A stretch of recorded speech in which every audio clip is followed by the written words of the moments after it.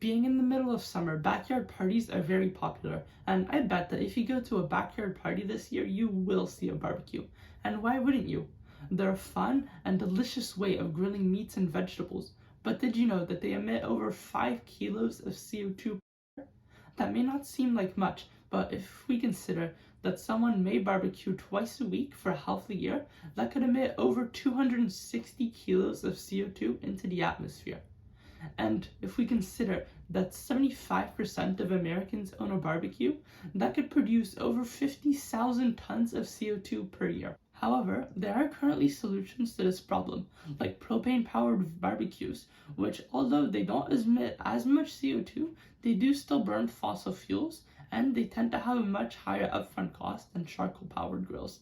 And coconut briquettes, which are made from the coconut husk, which are otherwise unused and made from other biomass materials like rice chaff, don't emit as much CO2 as the charcoal, but they don't leave as much of that smoky flavor which is desired by most users of charcoal barbecues. So instead of stopping the CO2 from being emitted at the first place, my project aims to capture the CO2, allowing for the flexibility of fuel source from the user. To make it, I first started by duct taping a dryer hose to the barbecue to exhaust the CO2 away from it. Then, to help accelerate the airflow in the tube, I used a 90mm fan. And then, after that fan, I 3D printed a carbon filter out of ABS, which I then filled with activated carbon pellets and put a mesh-like fabric over it to help retain the activated carbon pellets. And then, to measure the CO2 levels, I attached that to close enough the airtight container, which I then put a CO2 monitor inside of to measure the CO2 levels.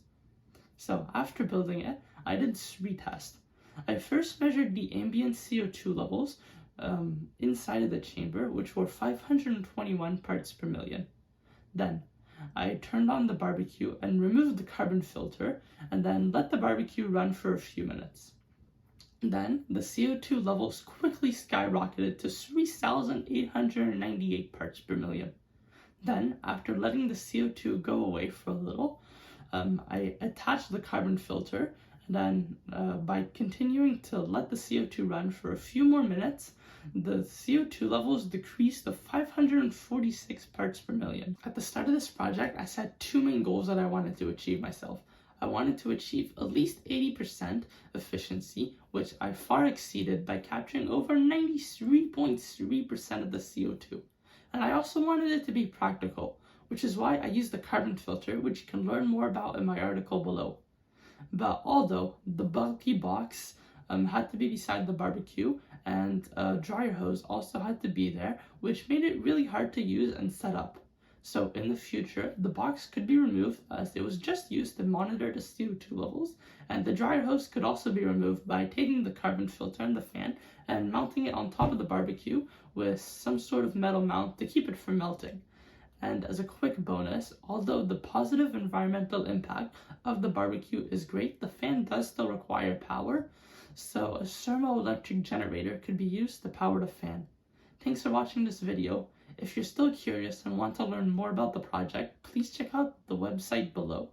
And thanks for watching, and bye, see you next time.